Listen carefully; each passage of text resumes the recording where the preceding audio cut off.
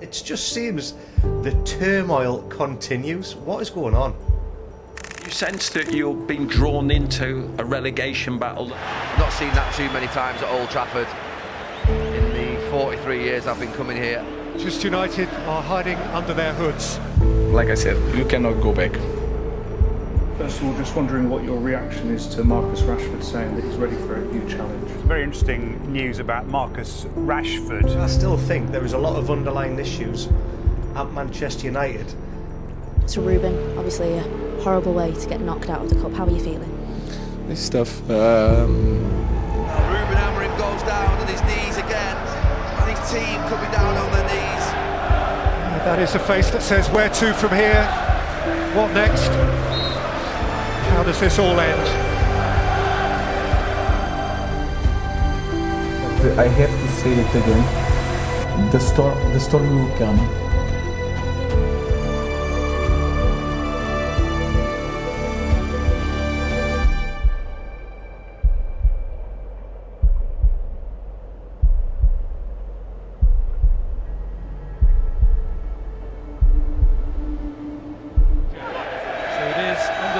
That they come here to face a Spurs team that's already knocked Manchester City out of this competition, but their results have, to say the least, been mixed since then.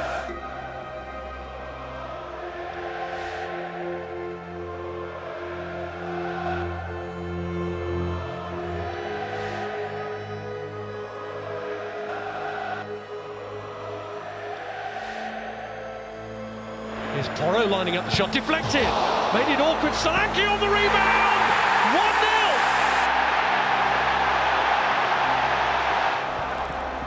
Pulled across and turned in on Kulusevski, right at the start of the second half. Manchester United, Solanke makes it 3!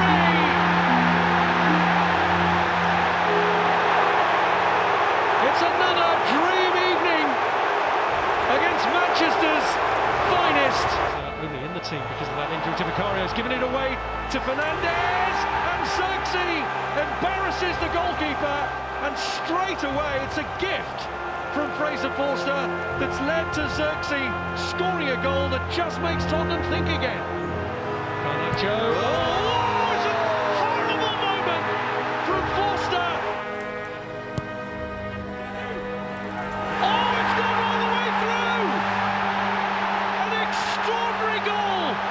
Tottenham captain, cleared by Jameson. They never do it the easy way, but Tottenham Hotspur are in the last four of the Carabao Cup. If you saw the game, we had a lot of opportunities to score, and in the end, if you see the stats, it's a different game. But in the end, is the result that count. And today we have to be better too. Very interesting news about Marcus Rashford, who's left out of the Manchester derby. Lots of speculation about his future. I asked Rashford if he's staying or going. That's Henry Rinter.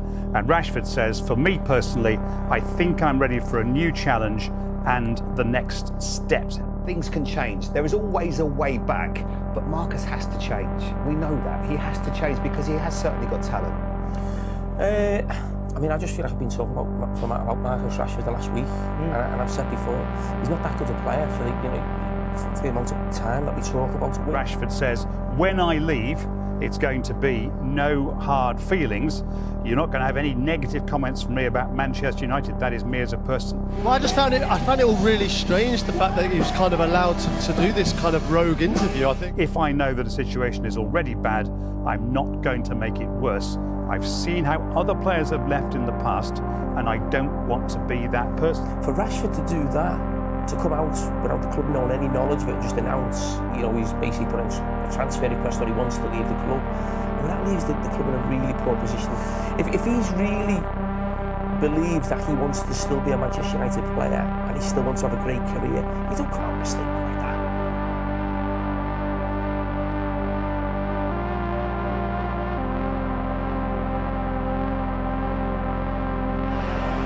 Whipped in by Christie. Howson's header is in, and Bournemouth make the breakthrough.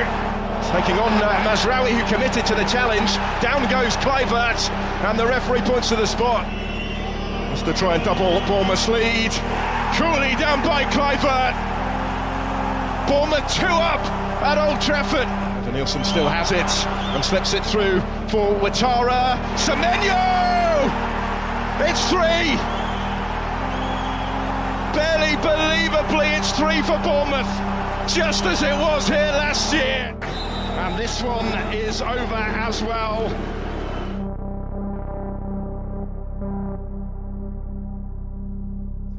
I would like to say different things, but I have to say it again.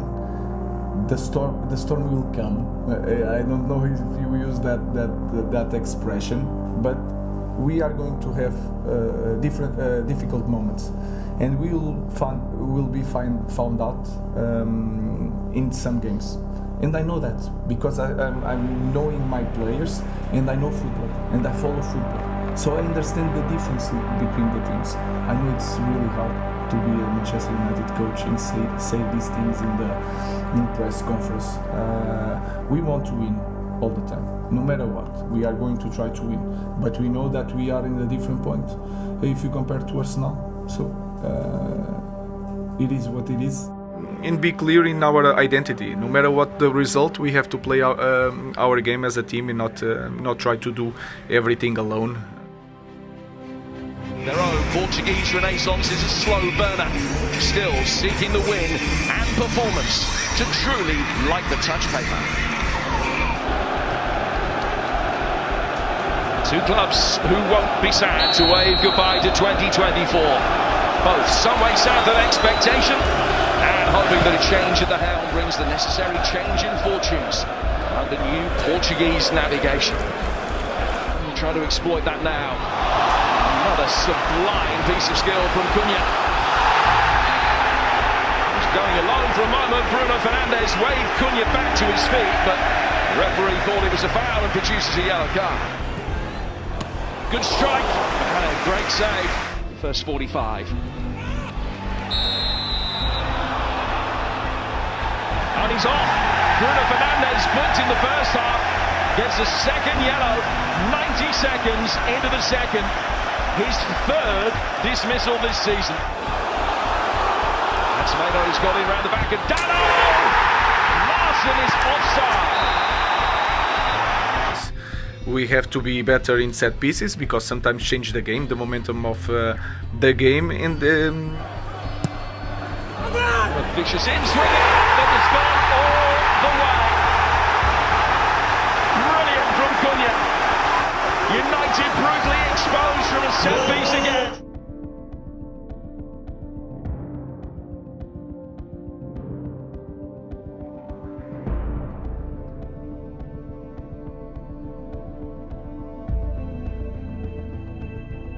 And they can set the seal on it here. Cunha. 1 for 2. A miserable Boxing Day for toothless Manchester United. What a difference 7 days can make. Manchester United hoped that this would be the night that would help them turn the corner. Instead, they conceded from one again. And they are 14th. No sign of a way back for them from this point. One of those days in the festive fog.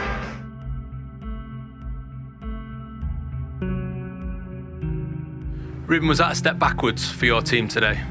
of course, when we lose, when we don't win, is a step back. Wolves' first goal was another set-piece goal. That's 6 in the last 5 Premier League games that United have conceded. But this one in particular, direct from a corner, it's happened twice in a week. Is it just bad luck, or is there something that you should be doing different? Well, one thing he's doing, Ruben Amorim, is finding out right in front of his eyes the same things that Manchester United fans in the thousands have seen for the last 18 months, 2 years, that these players are just not at the level. They're not. There's nothing else to say. That you've been drawn into a relegation battle, though just 7 points above the bottom 3. That is really clear, and we have to fight. It's a really difficult moment, one of more difficult moments in the history of Manchester United, and we have to address it with honesty. And to be clear with that, we have to fight next game. David, thank you. Good evening. A chilly night Manchester United in need of comfort.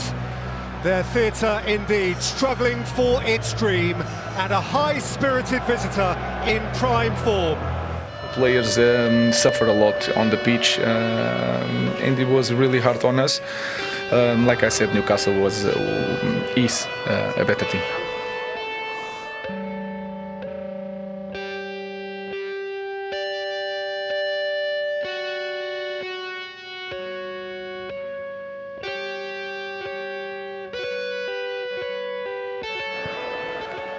Reich.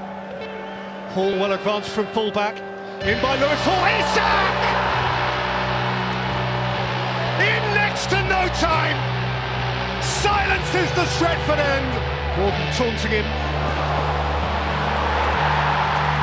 And dashing in to double Newcastle United's lead is Jarlinton. They're a powerhouse right now, and Manchester United have no riposte. Off picture there you see, I actually feel sorry for him, I really do. I know that he's earning a lot of money, but there was a human being in there that's basically been cheered off by his home fans, and that is brutal. I've not seen that too many times at Old Trafford. Streets ahead of Manchester United, for whom a dispiriting climax to a tumultuous year. For Manchester United, Old Lang Syne cannot come soon enough. Manchester United 0, Newcastle 2.